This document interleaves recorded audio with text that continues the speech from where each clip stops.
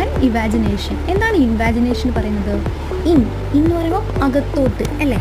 ഇവിടെ കണ്ടോ ഓപ്പോസിറ്റിന് അകത്തോട്ട് ഇൻവാജിനേഷൻ പ്രൊജക്ഷൻ ഇൻസൈഡ് അകത്തോട്ട്. ഓക്കെ, ഇന്നെന്ന് പറഞ്ഞാൽ അകത്തോട്ട്, അറിയുന്ന കാര്യമല്ലേ? അപ്പം അത് നേരെ ഓപ്പോസിറ്റ് ആയിരിക്കും ഇവാജിനേഷൻ. എന്തായിരിക്കും? പുറത്തോട്ട്.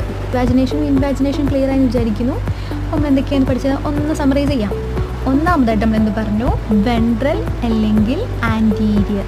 ഓർമ്മയുണ്ടല്ലോ? അപ്പോൾ അതിന് നേരെ ഓപ്പോസിറ്റ് ആയുള്ള ആരുടെയാണ് പഠിച്ചത്?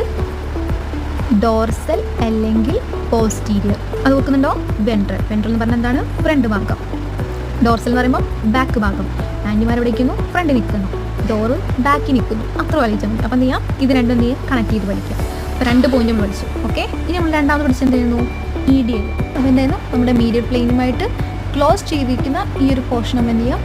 മീഡിയൽ എന്ന് പറയുന്നത്. അങ്ങനെയാണെങ്കിൽ മീഡിയൽ പ്ലെയിനിന് അകം നിൽക്കുന്ന പോർഷൻ